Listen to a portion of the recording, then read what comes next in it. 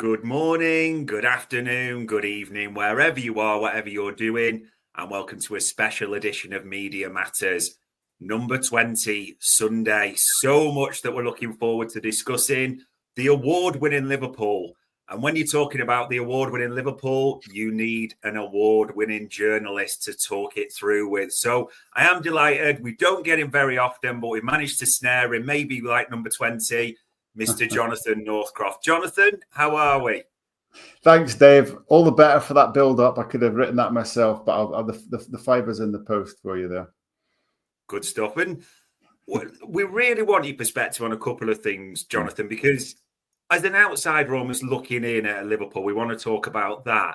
But there's a brilliant article you've done around the transition from Jurgen Klopp into Arne Slot and everything that sort of unfolded this season. It's led to this glory moment. So there is a million and one things we want to ask you. So we'll basically just get straight into it from the off. I mean, even as an outsider looking in on Sunday, just the scenes at Anfield there, what did you make of that? Even, I'm sure you've seen it, the coach coming in, the stadium, the explosions, everything at full time, the emotions. What's that like for us, for an outsider seeing all that? Yeah, I mean, look, actually, it brought back memories because I used to live in Liverpool. I was there in 2005 on the streets. I was there in Istanbul and then flew home, and I was on the streets the following evening amid the absolute mayhem and carnage when they brought home the Champions League trophy. And what really struck me was, like, there was such a big build-up to Sunday. For years, really, people have been talking about what it would be like being in the stadium when Liverpool win a title. And then in the week itself, there were loads of articles about how the last one was, COVID and people couldn't celebrate it. And this one's going to be special. And it exceeded all expectations. I mean, that doesn't happen very often when something's built up in life that's going to be, it's going to be amazing. And actually, it was so much better, bigger, more fun, more heartfelt, more smoke than you can possibly have dreamt it was going to be. And I've been watching videos of fans saying that it surpassed their expectations. It was the best thing they've ever experienced.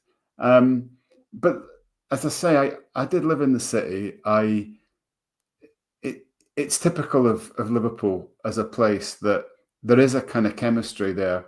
There's an ability within the city and certainly around Anfield for kind of special things, atmospheres, that thing that builds to something greater than you imagined it was even going to be. And I think about being at the Chelsea game in 2005, the Barcelona comeback, a Real Madrid game. I remember when Benitez's Liverpool put Real Madrid the sword.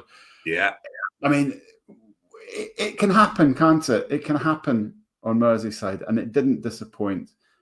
I mean, I guess the one thing that was a kind of surprise was the sunny day, and that makes it absolutely perfect. But there were amazing scenes, very heartfelt on the pitch. I think that's what made it special, not just the fans, but the way the squad behaved, the way Arne Slot behaved, and we'll talk about him and Klopp in a moment, but him taking the mic was just, and singing the Jurgen Klopp song was wonderful. The players dancing with the youth team guys, You'll Never Walk Alone in front of the Kop. It was fabulous. It was wonderful. The only thing is, one of my daughters is a big Liverpool fan, and my wife really isn't, because her own dad was a Liverpool fan. And she's one of those who, always went against what her dad was into. So she had to leave the room on Sunday. But me and the other daughter, we watched it and enjoyed it. Well, if she had to leave the room on Sunday, there's the end of the season coming up, and that's going to be a big one, isn't it? With that parade, the final day, the actual title lift. That's probably the only thing that's going to rival it in the near future. Yeah, I mean, it's ideal, isn't it? There's two bites at the cherry, and I think there's also enough time between the two dates that the place can build back up to the title parade. Jurgen will be there. There'll be plenty of people there, we think. And I mean, God, from a neutral point of view, God, there's nothing else happening in the Premier League really at the moment. True. I mean, it's like, from a media point of view, we'll all be building back up to the title parade. So, yeah, I mean, it's going to be fantastic, I'm sure. Yeah, we all can't wait. It's going to be epic scenes for a second time. And one of the other reasons we really wanted to speak to you in depth is about, there's a brilliant piece, ladies and gents, put it on the screen there, that you've written for the Times about the transition from Jurgen Klopp through to Arne Slot. And I mean, there's so much that I like and I want to talk through with this, but there's been a bit of, I think people haven't read the piece fully and maybe been commenting on it, but it's actually almost an homage, isn't it, to that transition from Klopp to Slot and how much Klopp has paid in the success for this season as well. Yeah, it is. I mean, look, you can see the headline. I mean, it's a and as all journalists will tell you, we don't write the headlines. It's a provocative headline to try and get people to read it, I suppose. But that headline does suggest that it might be critical of Jurgen Klopp.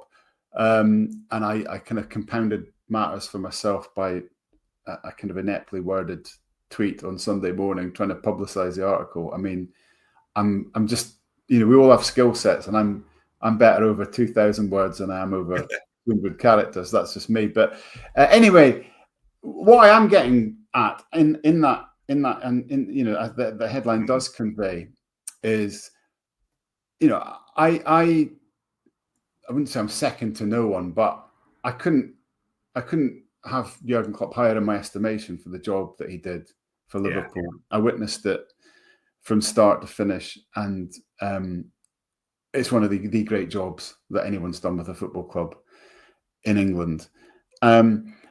But watching this season, there's been a sort of a question mark forming, like for a lot of us, I think, that thought Jurgen was amazing, which is like, but it's really good now. In fact, Arne Slot's doing better. So how can it be that he was so good, but the next guy's actually doing better? And we don't see many transitions in football where a great manager departs and then the successor is able to further the work.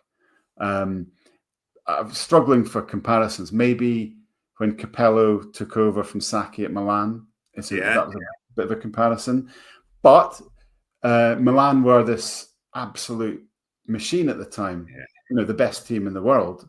And Liverpool weren't the best team in the world last season. Liverpool were being built back up brilliantly by Jurgen, but they weren't by any means the best team in the world. So, and then I think the other, of course, in Liverpool's own history, there's the transition from Bill Shankly to Bob Paisley, which was as good as it gets in terms of one man building on another one's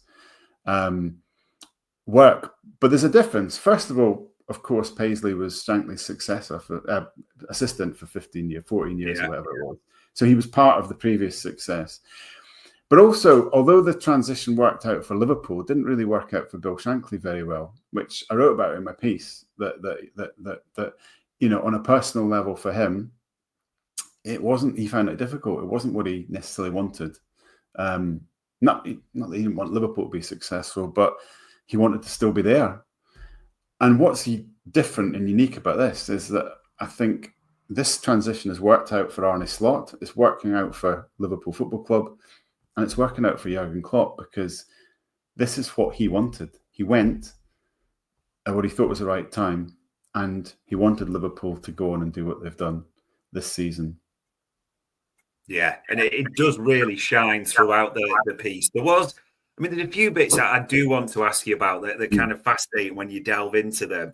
One of the things that may surprise people is we've seen Arne Slot obviously sing the Jurgen Klopp song. We know how almost Arne Slot was introduced to us.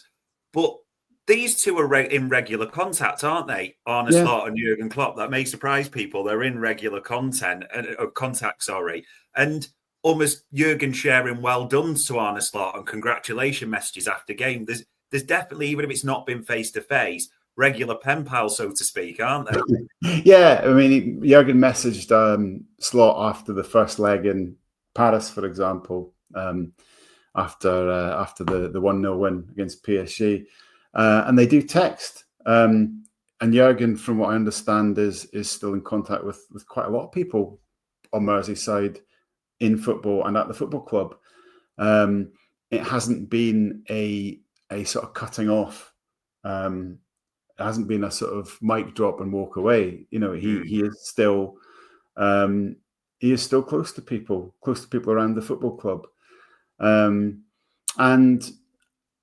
again, that speaks of someone who's pretty comfortable with not being there anymore, if that makes sense. Yeah. You know, I'd say I'd recommend anyone to have a look if they can find it at a Q&A Jurgen did at Hout Bay United in South Africa. He visited there in March, and you can find it if you root around online, that he was on stage in South Africa and he did this Q&A, and he talked about his new life, and he talked about what's happening at Liverpool there. And you know, he said, if Liverpool are doing better now, then this is exactly what I wanted. This is exactly why I left.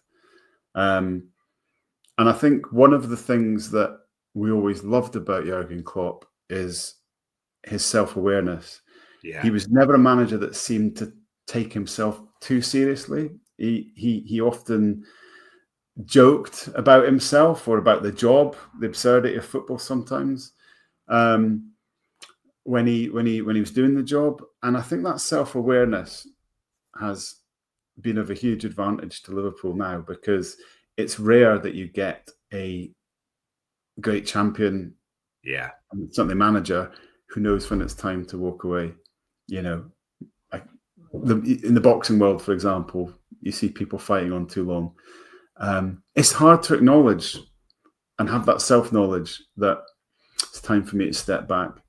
But he did it, didn't he? And if you think back to his when he announced he was leaving back in January 24,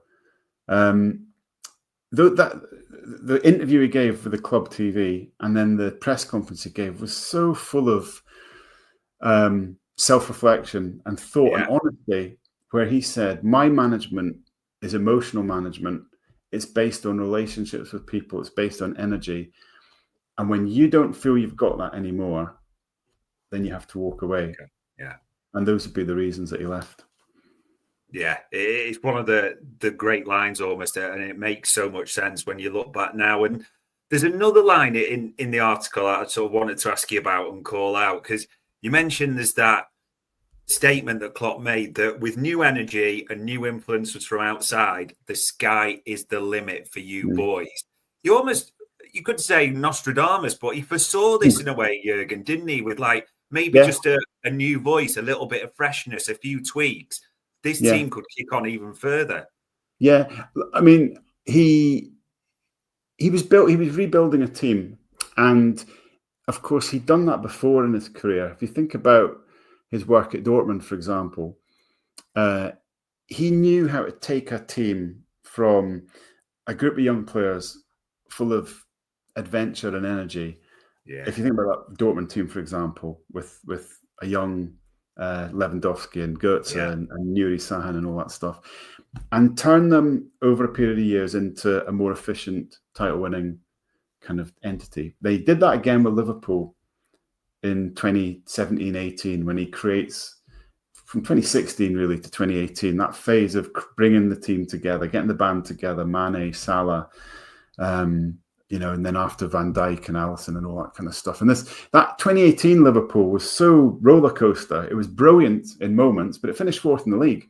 Yeah. But he knew how to turn that team into the machine that won everything in 2019 and 2020. And when you look back at Liverpool now, there's enough time to kind of has passed to analyse, I guess, the last couple of years of his reign. And what you see is a pretty disastrous 2022-23. Yeah. Lowest ever points total under Jurgen. I think the lowest goal total, fifth in the league, lowest finish anyway. Out of Europe in the round of 16. A really disappointing season by his standards, and he rebuilds. That final season, Liverpool go from having the third oldest team in the league to the eighth youngest team. And the Carabao Cup final is the biggest representation of that, with the kids on the pitch, and the kids on the bench, even younger kids on the bench. But also the players are already coming into the first team in the league on a more regular basis. So he'd effected that transition, and his final season, it was only deemed a disappointment because he actually overachieved, got to the point where he could win 3 or 4 trophies, maybe 4 trophies, only 3, and then won 1, which was incredible, and then came, just behind an incredible Man City and incredible Arsenal, and somehow it was disappointing. But when you really, really analyse that, you see a team that was on the up again. So as he said, he knew what point they were at in their development, and they needed that little bit of fresh ideas, fresh thinking, and maybe a new source of energy. And he told the players that in the dressing room on the final day last season. And that's where he told them the sky's the limit for you boys.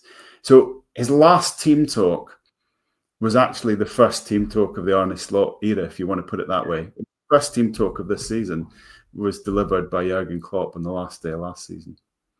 And it shines through in the piece as well at different bits. It's important to say, as you mentioned, sometimes it doesn't work for people, but the names mentioned in this, sort of Paisley, Shankly, Klopp and Slot that we're talking about now, there's no almost bitterness or anything like that with Jurgen. He is so happy. It's so clear that it is what it is now in the present, that he is loved. He still feels that love for the football club, doesn't he? Yeah, it certainly seems to be the case. I haven't spoken to him directly, but I've spoken to people who know him well, and they, the message that keeps coming back about Jurgen is he's pretty happy with life. If you can look, I spent probably a bit too much time looking at his Instagram last week, but it's like looking at, it's like your dad on a gap year, if you know what I mean. Yeah. Having the time of his life. Here he is in Tokyo, and he's in Brazil now, and it's in New York, and the amount he put into being a football manager, the amount of himself he expended, the amount they all have to expend, it drains you. It drains you. Arne Slot's about 15 years younger than Jurgen. In 15 years' time, he might feel like Jurgen felt last year. You look at Pep Guardiola this year, and the toils he's had trying to dig deep again and trying to fix something that's a problem. I mean, very few can go on and on and on and on. And I don't personally think he's going to be back managing a big club. I might be wrong. But it's not impossible, because having had a break, he might feel refreshed again. But I think what was impossible for him was to give another year to Liverpool at the emotional pitch, at the pitch of energy that was always a hallmark of his management. And it's to his credit that he didn't sort of say to himself, well, I'll stay on as manager. I'll do a little bit less. That's not him. No, it really isn't. And it does look good, actually, when you see all the photos. He actually looks younger on his Instagram more than anything. You see that just revitalized in a different way. And I mean, speaking of revitalized, it is important because the piece is also, which is brilliant, about Arne Slot and the changes he's made. And almost, I suppose, summarizing those a little bit from the article, it's about the big changes, the control during games, the injury rates, and also getting more out of individuals, the stars, if you want to call them that as well, the Van Dijks, the Salahs of this world. Those are sort of the key 3 changes, aren't they, that come through in the article? They are. I mean, look, the other piece of the jigsaw here is what's happened at the club. So you had the return of Michael Edwards and the arrival of Richard Hughes. Now, I don't think Edwards would have come back necessarily had Jurgen been there, because he'd sort of become almost too big for a sporting director. He was looking for a different challenge, and Jurgen had become so big as a figure that he was no longer a young head coach. You know, he was a manager, almost the old-fashioned manager. So I think, but him leaving gave Liverpool and telling Mike Gordon early in last season gave Liverpool time to think about what the club should look like going forward, which enabled Gordon to bring Michael Edwards back, and they had time to try and plan a successor. And as we know, Liverpool don't leave any stone unturned when they're signing a player or looking for a coach. They did all the data analysis, did all the research, and the things that we see Arne Slot doing are the things that were identified. You know, the injury prevention. You know, really, 95% availability rate when he was at Feyenoord, all that kind of stuff. Big feature of his management. The ability to improve players, that was seen in his work at Feyenoord, where, you know, without the most talented squad and something like the most expensively assembled squad, he won Dutch titles and he improved individual players. He turned them into, and Richard Hughes himself at Bournemouth was scouting and signing quite a few of those Feyenoord players, so I had seen firsthand the improvement he brings to players. And then there's a tactical model and all that kind of stuff. And I think that's what we've seen on the pitch this year. It's been a fascinating mix between keeping some of Jurgen's ideas, but adding a more possession-based, positional, maybe patient approach, maybe slightly more Dutch approach with the greater width. One thing that struck me was that Liverpool are now second for build-up attacks, but they're still second for direct attacks, which is where they've been under Jurgen. So there's a fusing of the two sort of philosophies. And then you look at the individual players, where you could look at younger players or you could look at the established stars. Van Dijk being given more playmaking responsibilities. Mo with this sort of slightly different shape of the team, which gives him more space out on the right. Having a number 10 in there gives opposition something to worry about in the middle, gives him a bit more license. They can't really double up on him as easily as before. Getting in the box more than he's ever done in terms of touches. And, you know, Trent, improvements in his one-on-one defending, because Arne Slot's big on one-on-one coaching. The Gravenberch revolution, whatever you want to call it. There's been lots of those individual stories as well. And I think that allied to that greater control has helped the team, you know, and Arne Slot wants more control going forward. And this is what's going to be interesting where it goes from here. But he's talked a lot about wanting to create a team that will go 2 or 3 goals up.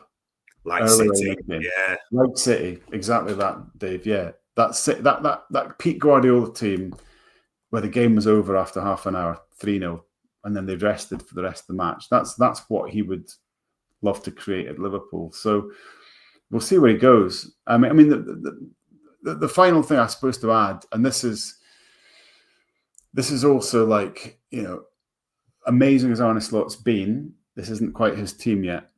Okay. So, and it was sort of put to me by a very experienced sort of person who's worked in football, that the first year of a new manager, they said, you always have to hold a little bit of judgment back, because the first year of a new manager is always a sweet spot between their style and the previous guy's style.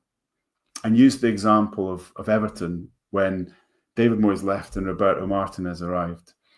And that first year of Martinez looked incredible. You know, it was like they had Moyes' the defensive qualities and organisation and the great characters he had in the team, but he'd loosened up the attack and it looked amazing for a while.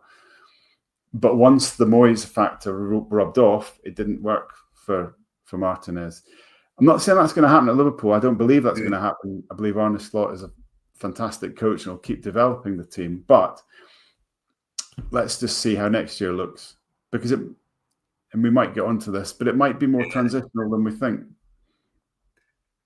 It is so intriguing as to what's going to happen. I mean, the summer, and I know you'll be busy with column inches around sort of transfers. It feels like for us, it could be a busy one. And I know you'll have clocked all the stories, the traditional phrases like war chest, net spend, all the things that go big summer go round with Liverpool again and again and again. But I know you've written about this in previous articles that Liverpool have got money to spend, but they're not going to become Chelsea, are they? It will still be along the lines of that traditional, I know you'd written FSG style, that not one in, one out, that would be wrong to say, but balanced carefully. I think so. I don't see that changing. You've got to, I hit you with a couple of figures. Liverpool's net spend over 10 years is lower than Bournemouth's, right? Yeah.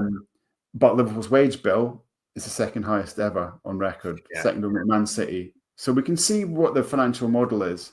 It's controlling the transfer expenditure through sales as well as incomings, but it is being willing to invest in the very best players in terms of their wages if you can get them, and we've seen that with the 2 contract renewals. I think in terms of the net spend, that's still going to be kept in a controllable limit. Now, there might be a master plan to try and balance that over a 2-year period. So sometimes you can see a big window that will be offset by the next one. True. But I do, and I know also I'd say that one of the very best features of Michael Edwards as a sporting director, he's so good at selling players. Like he's a sensational, not just the Coutinhos, but I always remember him getting £8 million for Kevin Stewart. And that's not to decry Kevin Stewart, who was a decent player, but I mean, it wasn't at a point where you thought anyone would pay £8 million for him. So I do think it will be dependent on who goes out to a certain extent. But even if no one goes out, there is money there, and there are certainly a couple of areas where they're going to strengthen.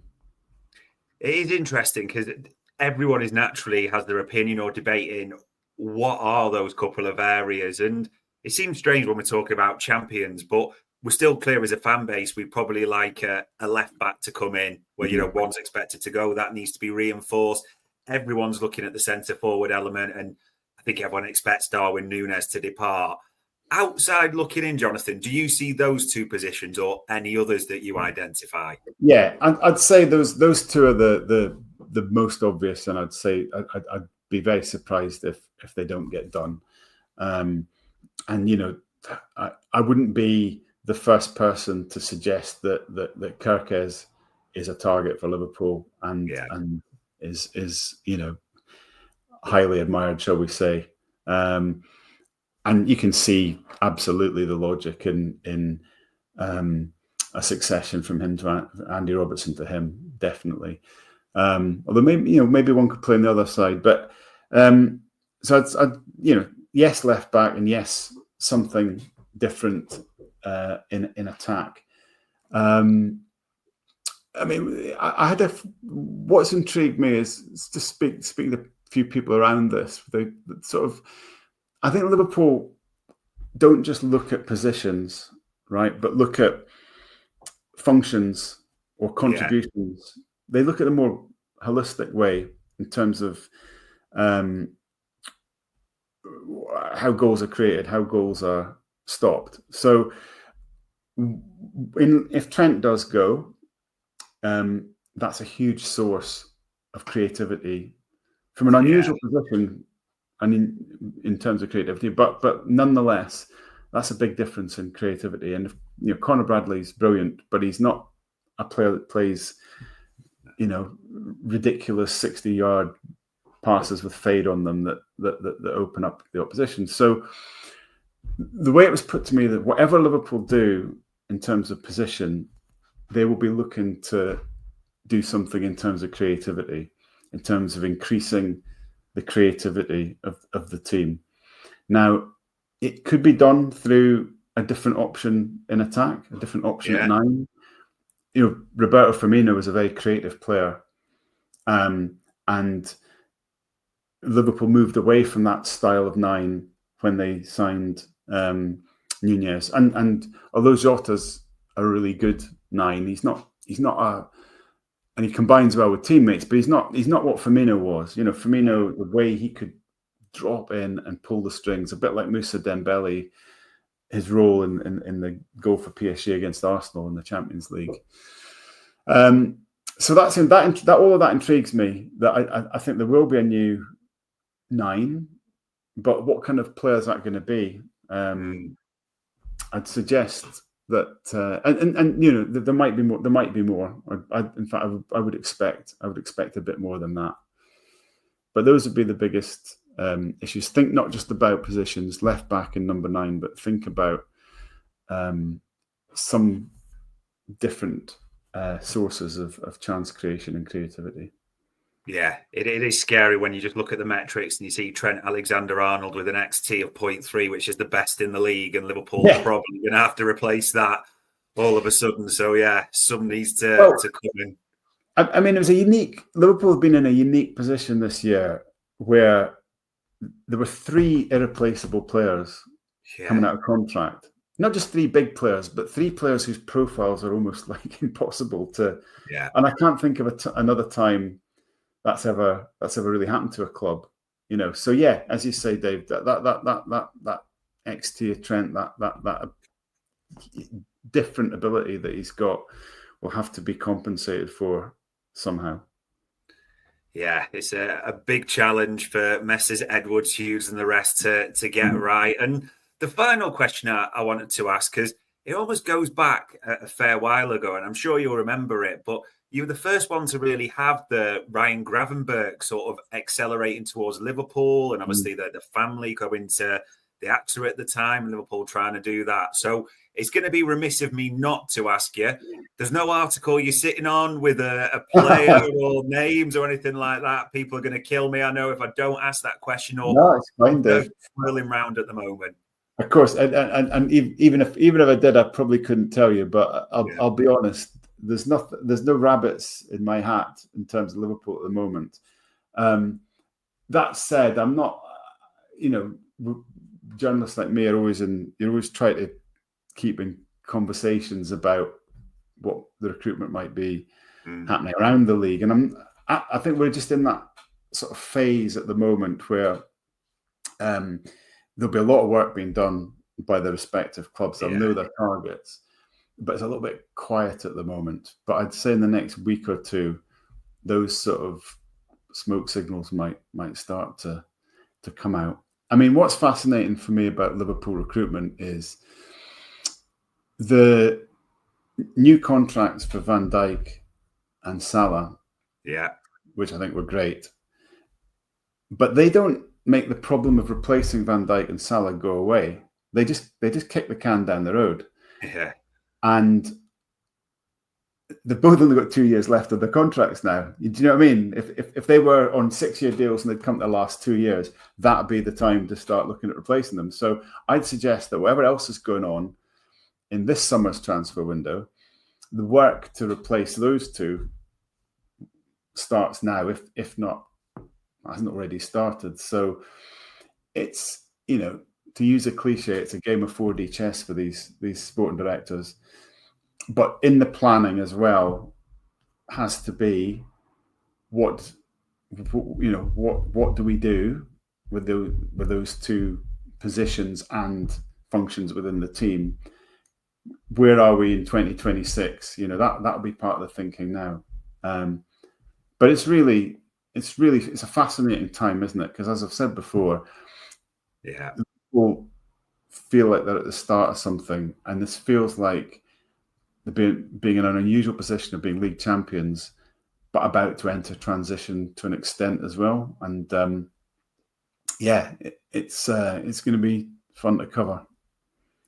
It will be fun to cover, and for the first time this summer, we'll have 2 transfer windows, literally, because of the Club World Cups as that comes into the mix. Oh, yeah, it's mad, that, isn't it? Yeah, so we'll see how that pans out. But there we go, ladies and gents. The transition from Jurgen Klopp through to Arne Slot, a seamless one so far. So much to like, so much to admire and adore for both characters.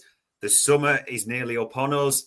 Things are afoot. We will see what happens there. And most importantly, right now, all it needs me to say is, Jonathan, for the time, the insight, for answering all the questions, it is greatly appreciated. Thanks, Dave. No, enjoyed that. And I'm loving your really expensive studio and technology that's accompanying this pod. You've gone up in the world since the old days. Not quite the AXA, but doing our best there. So we're trying. But ladies and gents, there we go. That was another Media Matters special.